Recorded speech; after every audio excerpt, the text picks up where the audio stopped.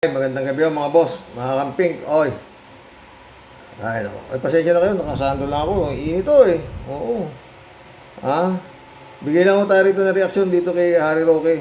ICC, desididong tuluyan si Duterte, full interview. Ano na lang ko to? 20 hours ago, siguro kahapon. Meron na to 20,900 plus views. Oo. No? Pakinggan natin si Harry Roque, magbigay tayo rito. Reaksyon.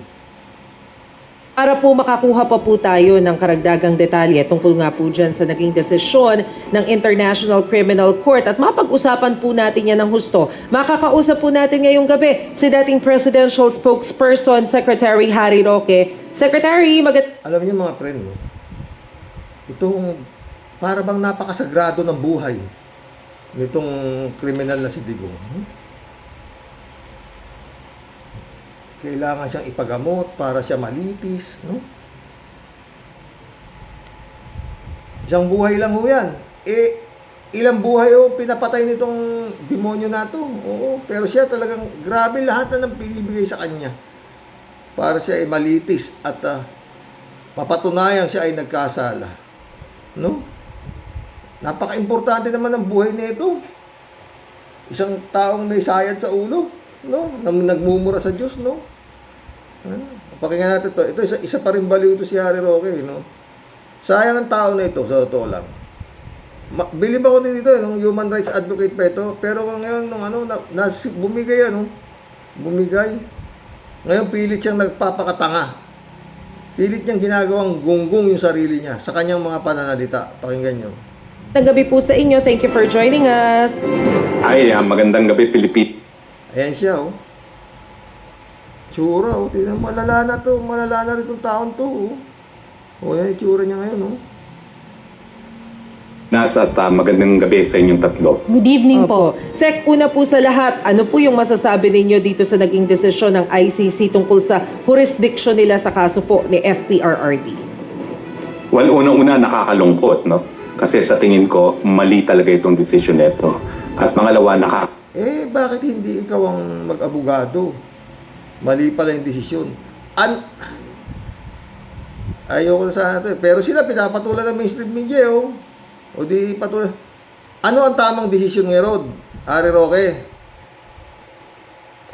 galit, no? Kasi itong decision nito ay lumalabag sa soberenya ng bansang Pilipinas.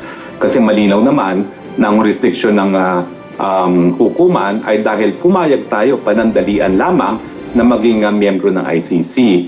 Pero nagsimula ang proseso, Pilit niyang ginagago yung sarili niya, no? Pilit siyang nagpapakatanga sa batas. No, mailigtas lang yung kanyang puon, no? O, tuloy mo, baliw. bibigay ng basbas ng pre-trial chamber para magsimula ang preliminary investigation, 2 taon na nakakalipas matapos tayo magbitiw sa ICC. Nakasaad mismo sa Rome Statute na kinakailangan simulan yung engagement ng korte within 1 year, no?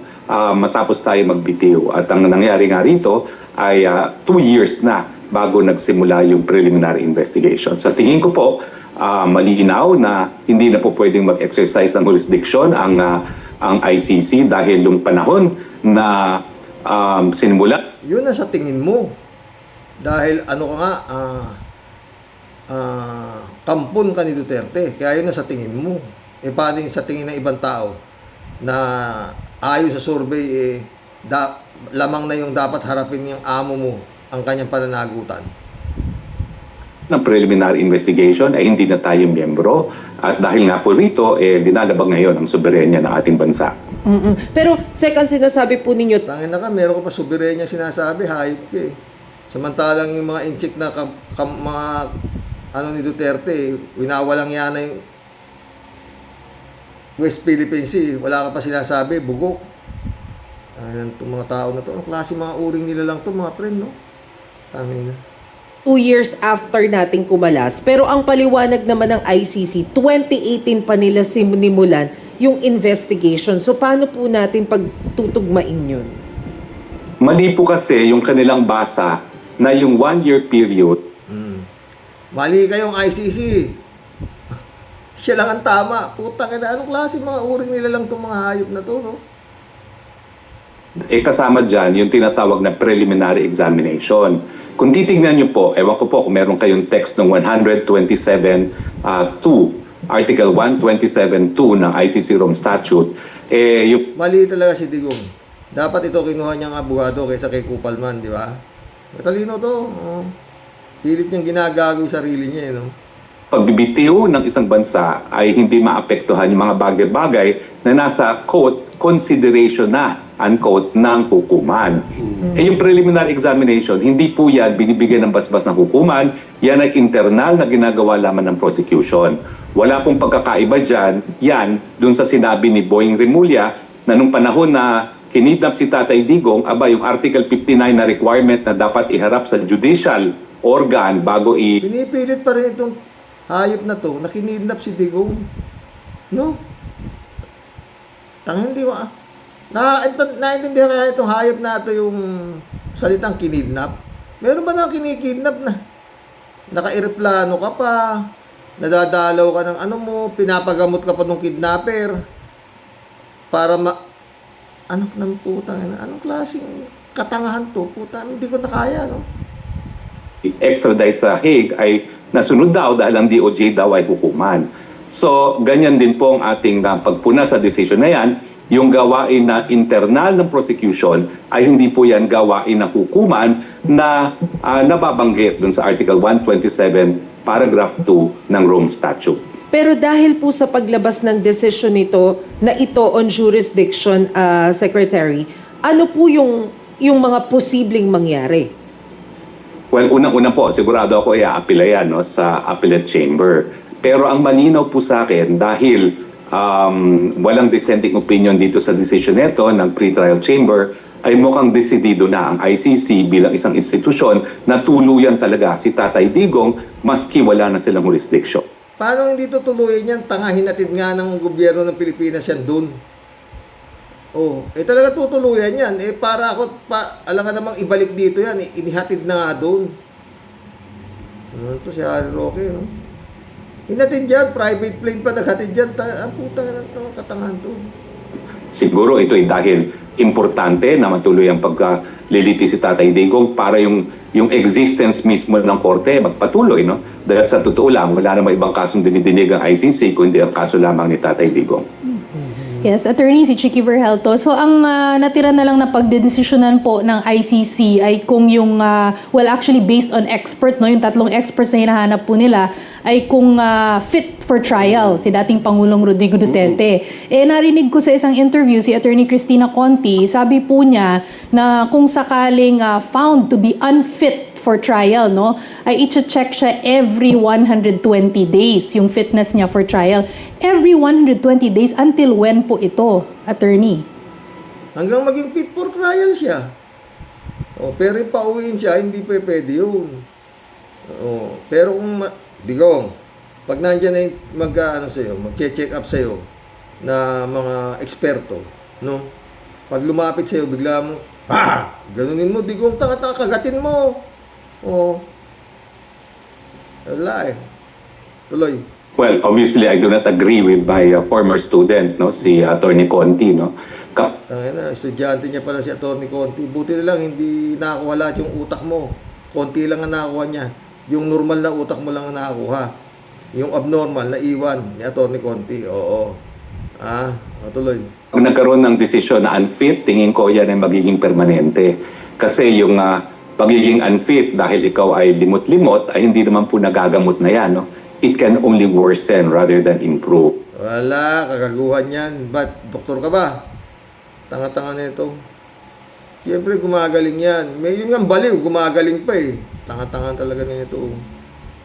Tuloy. So sa tingin ko, pag merong declaration na unfit, tuluyan na po yan. Ang problema po, maski merong definition of unfit, ang issue is, pwede bang permanently ma-dismiss ang kaso, no? Kasi ang nakasaad naman sa Rome Statute, pwede lang ma-dismiss yan kung yung unfitness ay nangyari at the commission of the crime.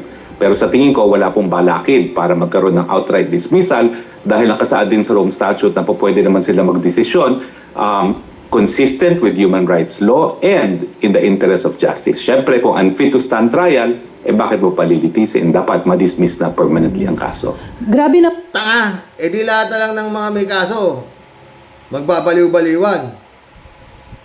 Pa-dismiss na kaso, ganun. Ang ino, kalahin mo, nakakaharap to sa to. Nakakaharap ito sa naka-live, ini-interview. Ganyan na sinasabi. No? Kung lahat ng may kaso, magbabaliw-baliwan, wala na. Napakadaling depensa pala. Di ba? Oh. Magmamalimutin ka lang. Hindi Pilipinas yan, tanga. Oh. Sa Pilipinas, pwede. Oh. po ang delay dito sa process na ito, attorney, no, and probably taking its toll ang dating Pangulong Rodrigo Duterte. Kayo po ba sa tingin po ninyo ay baka mas okay na lang na just get on with it na lang? Total, si dating Pangulo sabi niya, talaga namang haharapin niya ito Oo, tingnan mo. Maganda yung mga tanong, di ba? Tingnan mo yung sagot na itong gago. Ang aking concern po dyan, napakatagal po talaga na paglilitis dito sa ICC. Umaabot po yun ng 10 taon. 80 anyos na po si Tatay Digong. So realistically, alam naman natin ang law of nature. No? So importante na sa lalong mabilis sa panahon ay ma-dismiss yan. Kaya ako, ang binibigyan ko ng halaga ngayon, yung appeal dito sa... Tanga, dapat sana sa lalong bating panahon, malitis na yan para matapos na yan. Tanga na, puro ka naman dismiss, para kang tanga. Crimes against humanity, dami-dami pinapatay, gusto mo ma-dismiss. Ang klaseng tao itong hayop na to. Kitang-kita mo, bias no? Desisyon na binabasura nga yung ating motion to dismiss on the basis of lack of jurisdiction.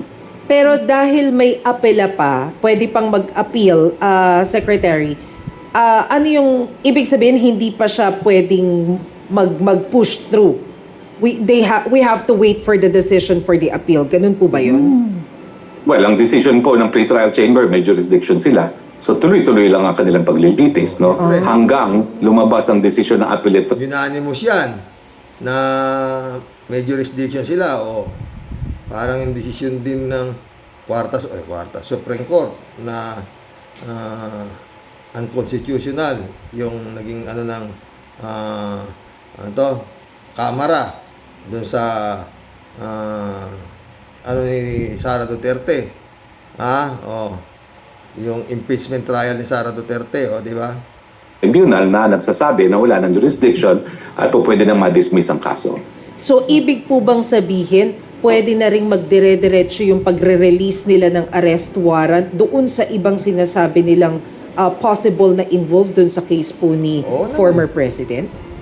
Tama po kayo, no? Inaasahan ko ang mga susunod na hakbang ay yung pag-issue nga ng arrest warrant sa iba pang mga masasakdal. Bato. Maganda-handa ka na, Bato. Oo. Tsaka si Piluka, si Vitiliano Aguirre, ang problema, yung pag-aresto dito. Pero anyway, sabi naman hindi raw sasabihin kung nandiyan sasaklutin na lang itong mga to Sana nga kaya nitong yung pumalit kay General Torre. Attorney Harry, meron bang activities kaming i-expect para ma-cover na rin namin sa grupo po ng mga supporters ng dating Pangulo dyan, lalo na after itong mga developments na ito? Well, patuloy po kami, no? May pinaplano po kami, sasabayan po namin yung kilos protesta dyan sa Pilipinas sa 31 na Oktubre. Pero that's without prejudice po sa mas maaga pang pagtitipon dahil dati Sana, mga friend, yung nagpaplano doon sa 31 ng Oktubre, ipospon nyo. Huwag nyo huwag nyo ituloy para magmukhang tanga itong mga hayop na to na sinasabi nila, sasabayan nila yung rally ng mga gustong sa mga tungkol sa korupsyon na hindi naman para pababain si Marcos. Itong mga gago na to, sasabayan, sabi niya, di ba? Manggugulo na naman to kagaya nangyari noon, mga 21. naman, nagkakaroon kami ng mga prayer vigil sa labas ng ICC at sa tingin ko, itong desisyon nito na talaga inaasahan natin ay magiging dahilan. Hindi tatalab yung prayer vigil niya sa amo mo dahil nga si Satanas yan, gago. Para mapauwi na si Tatay Digong dahil nga wala namang jurisdiction ng ICC, ay sinyales para bumalik tayo sa pagdarasal, no, para sa tamang desisyon ng Appellate Tribunal. Pero yung panawagan niyo po dun sa November 30, is it a move against the administration or dun sa anti-corruption po? Sabay-sabay na po yan, no? Nako. Dahil alam naman natin ang korupsyon ay nangyari sa administrasyon ni Marcos Jr. at alam din Kaya na montek na nadulas yung tanga, oh. Di ba? Montek na nadulas yung gago. Ang alam po natin, ang korupsyon ay nangyari doon sa panahon ni montek na, tatay di ko na sabihin. Nung panahon ng administrasyon ni Bongbong Marcos Jr. Oh, gago talaga ito na to. natin na si Marcos Jr. ang nanghidnap, no? At nagpadala dito kay Tatay Digong. Alam niyo, masakit doon Yan, nanghidnap na naman ang pagsasabi ng gago. Wala na ho to. Dapat talaga to. Akala ko may to. Hindi ba dadakpin ng Interpol tong gagon to? sa desisyon, parang sinumbatan pa tayo ng ICC na kung walang jurisdiction ang ICC, bakit ang gobyerno nyo nagpadala pa dito kay Tatay Digong? Hindi na. Pinadala. Kasi nga may arrest warrant. Interpol nga, miyembro tayo eh. Hindi naman ako abogado, pero hindi ako ganyan, tatanga-tanga ka na, tatanga-tangahan ka, sayang talino mo. Nag-aral ka, tapos ganyan, oh. Ang ilang tao to, sayang. Yan pong napakalaking kasalanan ng Marcos administration dahil kung hindi nila kinidnap si Tanga, kasalanan ni Marcos dyan. Bang alam ni Marcos dyan sa kasalanan niyang amo mo, Gunggong. Gunggong talaga itong hype na to. Kasalanan ni Marcos dyan sa EJK na yan, Crimes Against Humanity na yan, hindi pa nga presidente. Ang nagdemanda nga dyan, di ba, yung mga pinagpapatay ng mga nila Bato, de la Rosa. Hindi naman kinakasuhan dito yung amo mo. O kaya kinasuhan na rin sa ICC. O paulit-ulit na papaliwanagan mo yung ganitong tao na matalino, na nagpipilit na maging tanga. Tatay Digong papunta rito sa ICC, posibleng nagkaroon pa ng pag-asa even during the pretrial chamber yung motion to dismiss, no? Dahil nung unang dininig ito ng ICC, nung ang issue ay dapat pa magtuloy ang preliminary investigation sa Appellate Tribunal, no? Dalawa sa 5 judges ang nagsabi na wala kang jurisdiction ang hukuman. Pero dahil sa ginawa ni Dalawa. Di panalo pa rin 3 yung na may jurisdiction. Di ka ba nakakaintindi ng mat? Tanga. 2 yung nagsabi na walang jurisdiction. 3 yung nagsabi, di talo. Butuhan nga eh. Ayan to, gago. Ngayon, nangyari. Unanimous na ngayon. Marcos, mukhang naging unanimous yung mga maestrado na dahil voluntaryong kinidnap at sinurrender ng Marcos administration si Tatay Digong, kinikilala ng Pilipinas ang jurisdiction na ICC. Talagang kinikilala. Makulit kasi yung amo mo, gago eh. Noon, hindi kinikilala nila Remulla yan eh. Dahil ayaw nga nila, dahil walang jurisdiction. Walang ginawa yung amo mo kung hindi birayin ng birayin yung administrasyon ni PBBM. Siyempre. Ikaw man to, di ba mga friend? Magulo yung mo, wala namang gustong dumakit dito. Wala namang gustong magkaso. Binigay na doon. Kagaya mo, hype ka, di ka makauwi-uwi. Saka rin demonyo, tuloy. Okay. Pahabol lang po, last na lang, Secretary. Kasi habang nandyan po sa ICC si former President Duterte, si former Senator Antonio Trillanes nag-file din ng kaso laban sa dating Pangulo. So, paanong mangyayari nun sa kaso niya dito locally, considering na wala naman siya dito, nandyan siya sa The Hague? So, what will happen? Imposible pong umusad yung kaso ni Tatay Digong sa Pilipinas dahil malalabag po ang kanyang karapatan to due process dahil kinakailangan bigyan siya ng notice. No? Siya po ay labas ngayon sa Pilipinas at hindi naman po mabibigyan ng notice. So sa tingin ko po, dapat walang mangyari dyan, pero dahil nga po sa politika, hindi ako magtataka kung uusog din yung proseso dun sa kaso na sinumpa ni Trillanes. Pero dapat, legally speaking, because the president is not a resident of the Philippines, he cannot be served with summons. So hindi pwedeng ipadala doon ang notice. Kasi hindi siya residente dito. Yes. Okay. Attorney Harry, thank you for Salamat po. answering. Alam nyo kung ano lumalabas dito sa TikTok, hindi ko alam kung ano to. Magbigay tayo reaction dito. Panalangin ni Tatay Duterte, Sabi. Mga kababayan, sana ay maisama ninyo ako sa inyong mga panalangin na mabigyan ako ng interim release ng Saan kami mananalangin?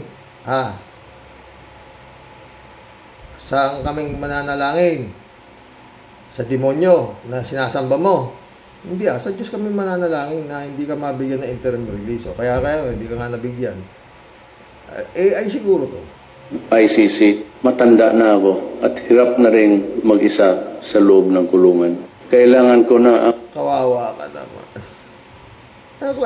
Sino kaya lumikha nitong hayop na to? No? Nitong TikTok na to. TikTok to eh. kalingap at pagmamahal ng aking pamilya. Wow. Sa edad kong 80, Oh. hindi na madali ang bawat araw. Kaya't ang tanging hiling ko ngayong Pasko ay ang makasama kong muli ang aking mga mahal sa buhay. Kung Di pupunta sila dyan sa dahig para magkasama-sama kayo. Oh, mabili. Oh, ano pa sasabihin nito? maaari, i-like at i-share ninyo ang video na ito Oh, sinishare upang ko. mas marami pa ang magkapanalangin para sa akin. At huwag din kalimutang magkomento kung ipinagdasal ninyo ako. Daghang salamat at naway pagpalain tayong lahat ng Diyos. Mga kababayan, sana ay maisama ninyo ako sa inyong mga panalangin. Sa Diyos kami nananalangin, ikaw sa demonyo. Paano? Ito isa, si Tocayo San Trillanes. Sa 4 alas ito eh. Oh. Meron ito 16,000 views. Magbigay tayong komento rito ito palang si Bongo nagre-reach out daw kay San Trillanes at nagbibigay ng mga ino-opera siya ng pera. Ang problema lang dito, sana paanong paraan nagre-reach out yung mga emisaryo nitong si Bongo? Di ba dapat hinuhuli niya o kaya sineset up niya para binabribe siya ng pera malaki pakinggan natin. Ni Senator Bongo na meron daw kay mga financier. Siyempre gusto nating linawin yun. Sana all.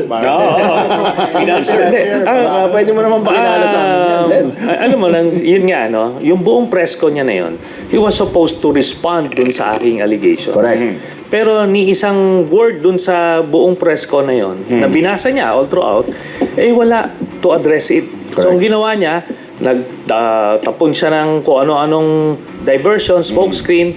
Kaya sabi ko nga, hindi ko na lang i-address yan. Kasi ultimately, ito yan, bottom line, 6 years sila in power. Diba? Kung meron akong ginawa na illegal, nako talagang sinuyod nila lahat ng transaksyon. Actually. Wala naman sila nakita. No? They didn't file even a single... Tapang talaga nito kayo sa Trillanes ng mga boss.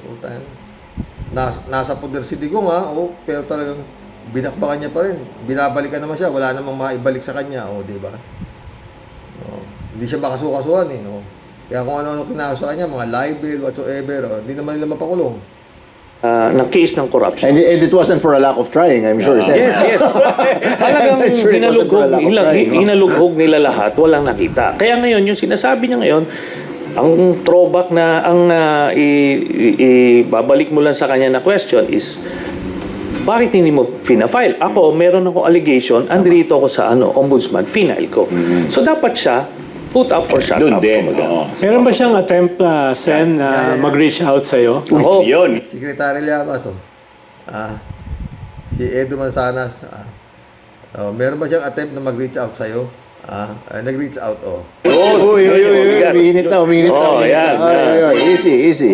Binilang ko nga yung ilang beses nag-reach out. Uy. Ilang beses, 5 beses nag-attempt. Wow. 4 na emisaryo ang pinadala. So maliwanag yung mensahe ng mga emisaryo. Ang problema naman sa Central Llanes bakit di mo sabihin yung pangalan ng mga emisaryo o kaya di ba pwedeng ibulgar mo na kung sino yung mga emisaryo pinadala ni Bongo at nang pwedeng kasuhan yata yan di ba? Na mag-reach out sa'yo? Oo. Yun. Uy, uminit na. Oh, yan. Easy. Binilang ko nga yung ilang beses nag-reach out. Ilang beses, ha? 5 beses nag-attempt. Wow! 4 na emisaryo ang pinadala. So maliwanag yung mensahe ng mga emisaryo. Willing siya magbayad ng pera. Ay, Wow! may ganon. Wow! May isa ang sinabi, sky is the limit. Sky is the limit. So, sky is the limit. Kaya sa limit. So, hindi yan kasya sa Gcash. Skies na langit, skies na langit. Mamak out. Then, Masarap makinig dito sa mga friend, totoo. Oo. Kasi walang fake news dito eh. Pero dapat sana, Centralianes siyempre kilala mo yung mga emisaryo na yan, dapat pinadampot mo na yan. yung isa, yung sky is the limit, in-specify pa, nagbigay pa ng ballpark. Wow! So, medyo mabigat. Congressman ba yung emissary dyan? Oy!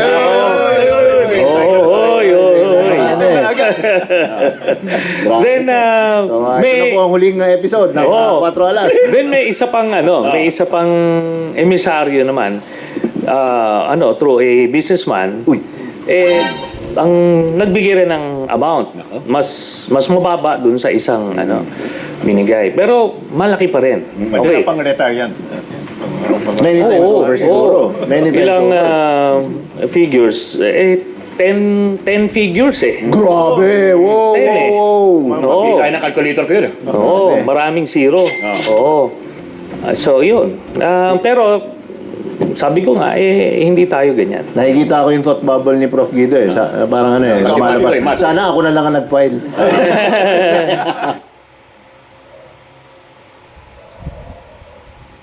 Mag-collab na tayo mga boss. Bukas, gusto nyo pag-usapan natin yung showbiz.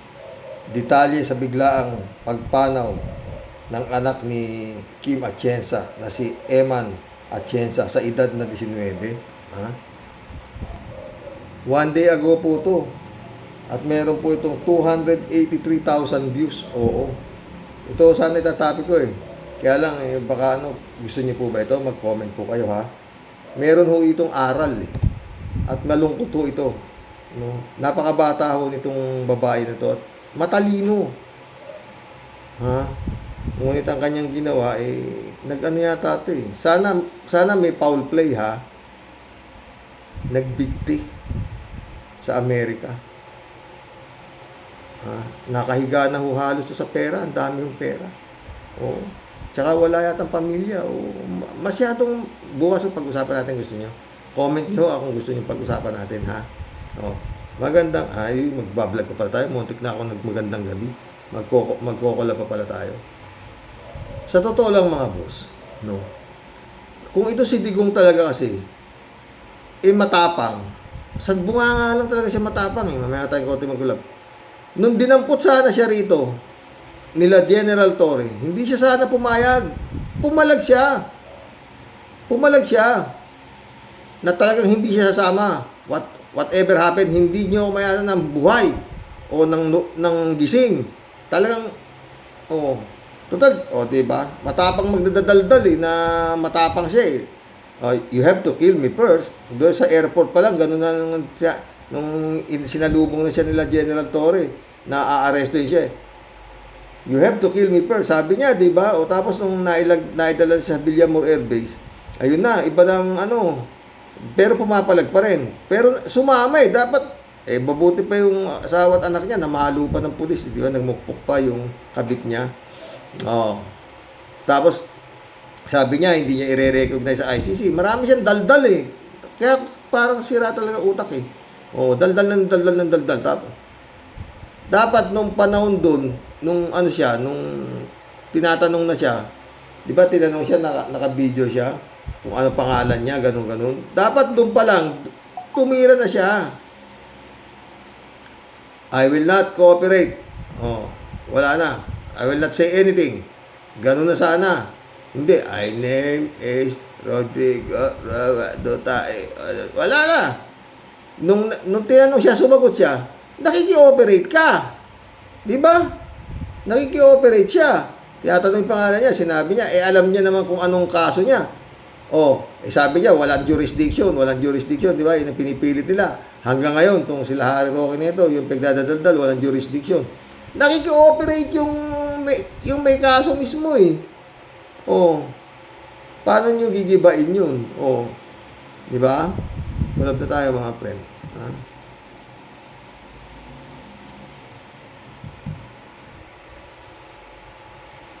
Jab Alvaro, shout out. Kalat ni Baya, shout out ha.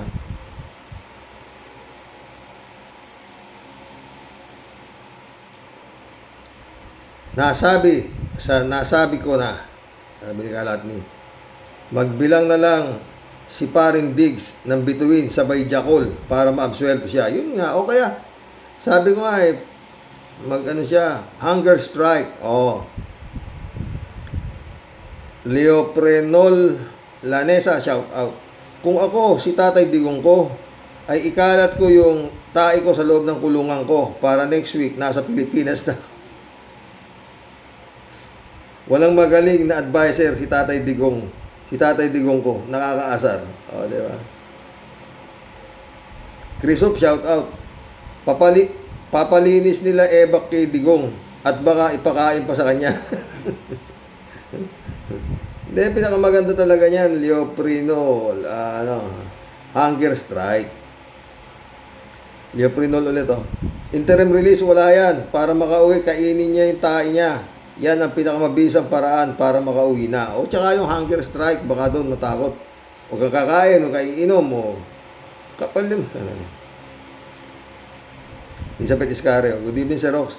Naku, kahit mag-inarte pa yan dyan sa ICC, wa-effect na yan. Kasi nga, alam naman ng buong mundo kung gaano ka-demonyo yung Digong na yan. At sana, mapabilis din yan si Bato sa pag-aresto at para makasama na din siya ang kanyang among demonyo. Yun, malamang na yan, purong-puro na yan eh. At syempre, pati na si Bongo, bilisan sana ICC ang paghuli sa mga ito. Totoo. Binasura. Binasura. Shout out Good evening, Boss Rox. Sabi niya. Elizabeth ulit, Sir Rox, dapat siguro ikulong na agad-agad itong mga sangkot sa flood control. Dapat! At para makita ito agad ng taong bayan at baka maubos na lahat ng politikong sangkot dyan. Totoo. Elizabeth ulit, Ito naman si Aguirre. Isama dapat yan sa ICC.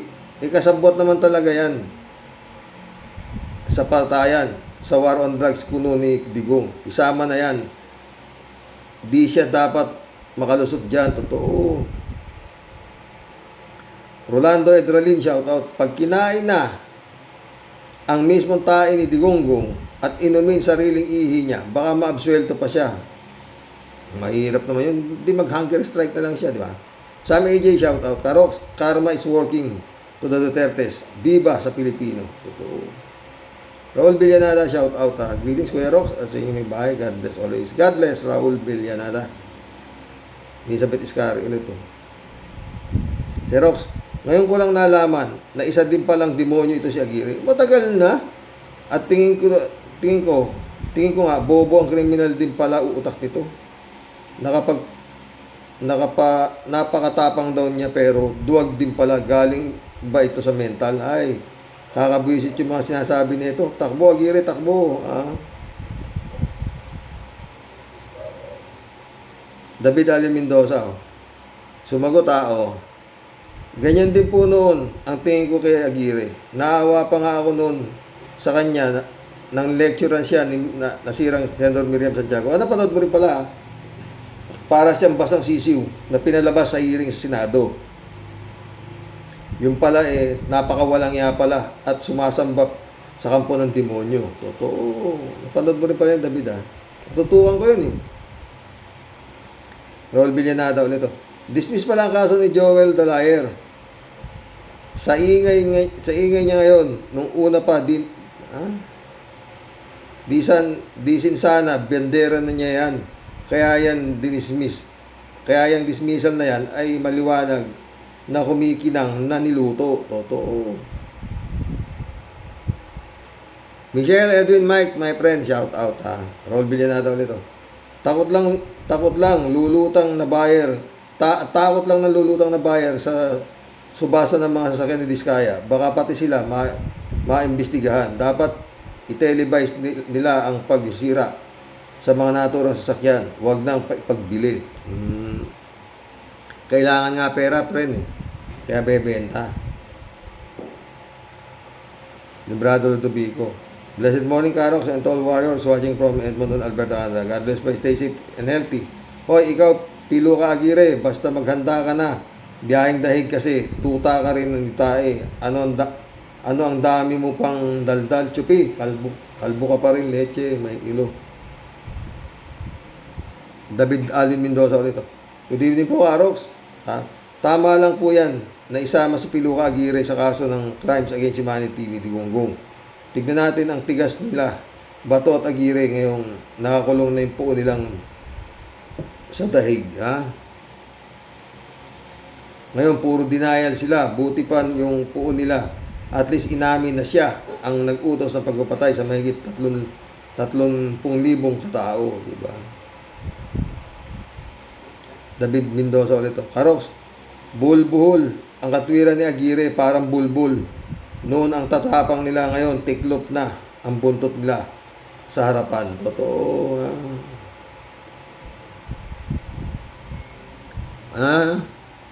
David ulit.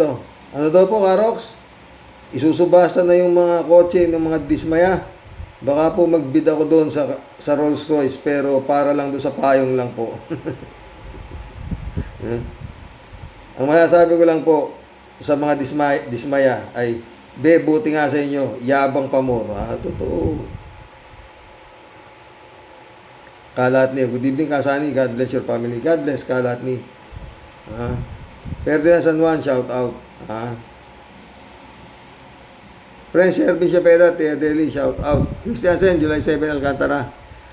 Annalisa Polinar, shout out sa inyo mga bossing.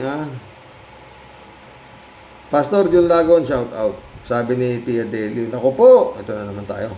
Ayan na nga ba siya, sabi ko sa Rox, talagang pati po ako mababato ng kamatis at mahambalos ng aking mga kawarriors dahil po dito sa aming John Lloyd ng Cavite chapter. Naku Sir Bonjing, tama na po ang papogi points po natin. Ano po, utang-utana, umay na po ang ating mga kababayan dahil parang mukhang tayo na lang po ang palaging nakikita at pinagkakaguluhan sa TV at social media. Ano po? Totoo. Sobra na po tayong sikat, sir. At sigurado din po ako, wala po tayong magiging papel kahit makakuha po tayo ng extra maging extra sa ang probinsyano. Ano po? Kaya Sir Bonjing, aksyon at pakitang gilas na po tayo. Ano po? Patunayan po natin sa taong bayan at kay Sir Muning, di po sila nabisaklat sa pagkakapili po sa atin. Sayang naman po yung mga matatalim na sagot mo sa interview mo para maging ombudsman. Pakita mo po sa mga kontrabulate na bumabatikos po sa iyo, lalo-lalo na po si Madam Babalina at Mr. Cubeta, na ikaw po talaga ang matigas na mandarigma sa lalawigan ng Cavite. At kailanman, di pa susupil sa di kayang pataubin ng mga pipitsuging mga kontrabulating hagum. Wala, Tia Deli. Ang dami nang nakakapo na dito sa bata natin. Oo, sa Cavite. Oo. Abe, pinakamababa yata ang interview nito sa isang araw 3. Kung saan-saang istasyon. Si Bantag hindi pa hinuhuli. Rodelia Alpilor, shout out. Sobra na po Sir Rox ang mga taong maiharap sa daming magnanakaw sa kaban ng taong bayan. Ingat and God bless po. God bless, Rodelia. Rodelia ulit O nga po sir, ang daldal ni Boying, laging laman ng balita. Totoo yun, punang-puna na Oh, 3JC Hope, shout out Ox na sa akin ang daldal ni Boying kaysa kay Boy Dila na talaga namang nakakarindi ang boses. Totoo. Sagittario, shout out. Ganun pala, bakit si Digong Ganun pala, bakit si Digong, pamilya niya, mga kampon niya, mga BBF niyang Chinese, bakit buhay? Yun nga, di ba? Rodelia ulit Sana naman, Sir Bonjing, pag lumabas sa interview, yung may nakakulong na sa mga iniimbestigahan nila. Di puro salita, para bang palubag-loob muna sa taong bayan. Huwag naman puro ganito, ganun. Yun nga eh. Mary Lebron, shout out. No skipping ad, sabi niya. Bong Tupa, shout out. Tama yan. Tumanda sila sa kulungan dahil napakayabang nila noon. Good redundance, ah. Uy, Tia Delia, may pahabol. Oh. Dagdag comment ko pa po. Dagdag comment ko lang po, Sir Rox, sa amin pong Mr. Spotlight. Sir Bonjing, maipapayo ko na lang po sa iyo, di po para sa atin ang maging mati ni Idol. Ano po? Tawa ng tawa emoji ni Tia Delia. Oh. Naglilibang to. Maipapayo ko na lang po sa iyo. Di po para sa atin ang maging mighty ni Idol. Ano po? Ipaubaya na lang po natin kay Mr. Coco Martin ang pagiging sikat. Okay na po yung tayo makisig na lang. Pero super astig. Huwag ka na pong masyadong magpasinag sa ilaw ng mga kamera. Di po yan nakakatulong. Di po yan nakakatulong magpaputi po ng balat natin, sir. Nakakasunog po yan ng balat at mas lalo ka pong masasunburn sa init ng mga ilaw ng kamera. Ewan ko ba, parang tuntua siya, no?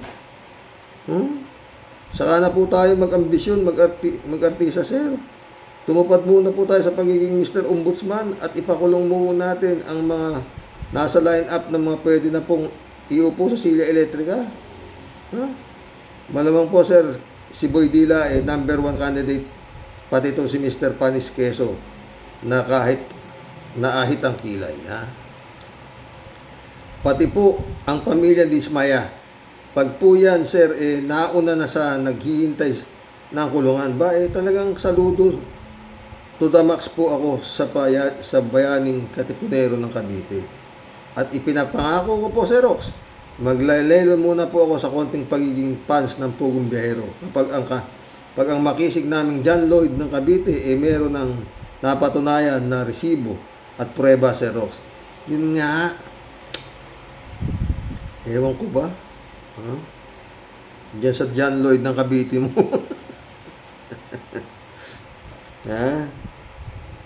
Alberto Olaero, shout out Karox. Si Pastor Apollo Kibuloy, ang bagay sa kanya, Mandaluyong Mental Hospital arrest, Karoke. Totoo.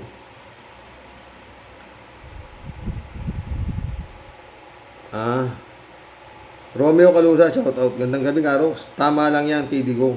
Dami na ang problema ng Pinas, dagdag pa sa usaping problema. Dapat bitahin na yan dun. Totoo.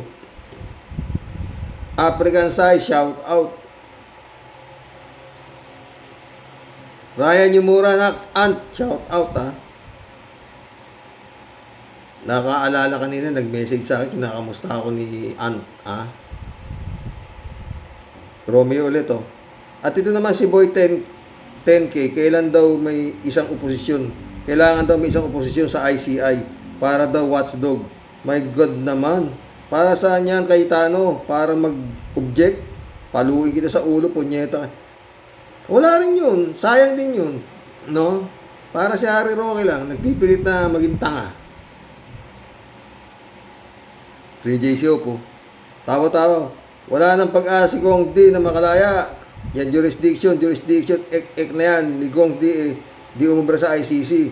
Akalain mong kinagat ni Atty. Kaufman yung jurisdiction ek nila ni Gong D. Abogado si Kaufman, alam niya yan, pero pag talagang naging DDS, walang nagiging nagiging bobo. Kaya nga, DDS na si Kupalman, di ba? 3J show po nito. Nakakaya ito si Kupman, napatulan yung banat nila Sara na walang jurisdiction ng ICC, international lawyer, nagpagamit kila Sara. Siguro pinagtatawanan lang siya ng kapwa-abogado niya sa international arena. Totoo. Kasi ang pagtawanan si Kupalman, malaki naman sweldo nung gago. 150,000 ba? Isang buwan? 3J show po nito. Hi, yan si Gibbs. Ang lakas tama. Hospital arrest, sa TV Patrol News, naglalakad na parang siga pa nga. Ang lakas-lakas ni walang bahid pang hihina man lang. Medyo mataba pa nga siya. Hiyang sa mga kinakain niya sa jail. Wala kasi. Kulang kasi yung vitamin niya na ano eh. Alam mo ba yung vitamin nito si Kibulog? Pastorals. Daily pastorals, keep Kibulog healthy and alive.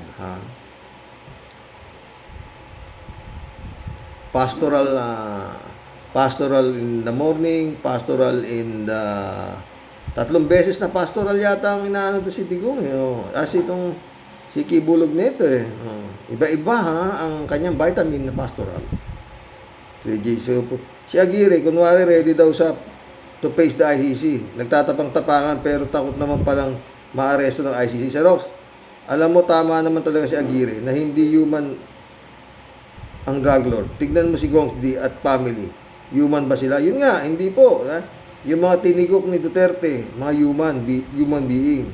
Yun na hindi binigyan ng due process. Di ba?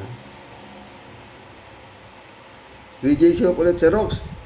Saan ba yan subasta ng mga sakyan, ng mga dismaya?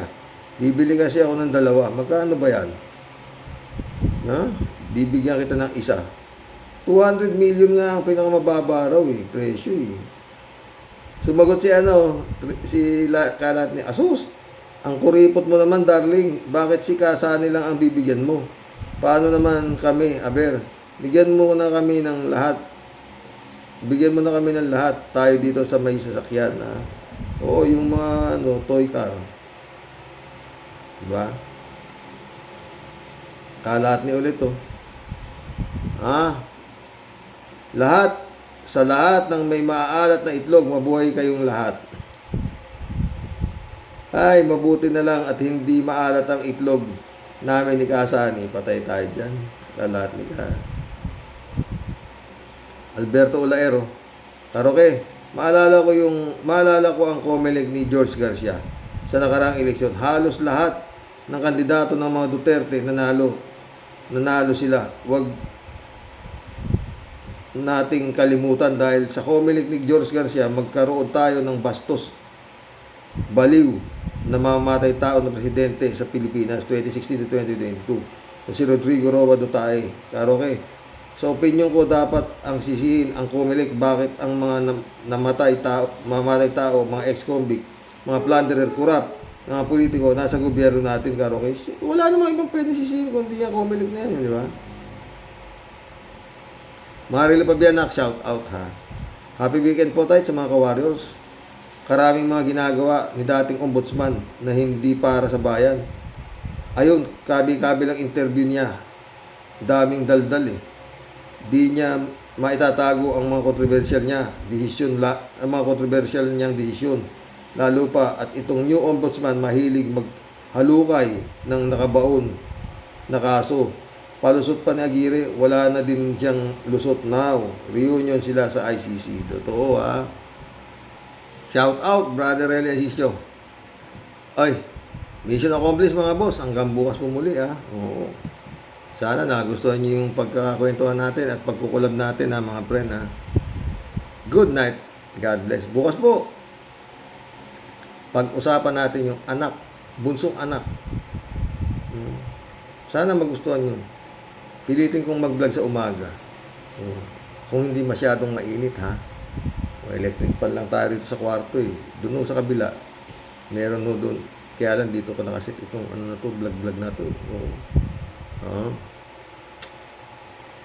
Napakalungkot po nung magiging topic natin bukas.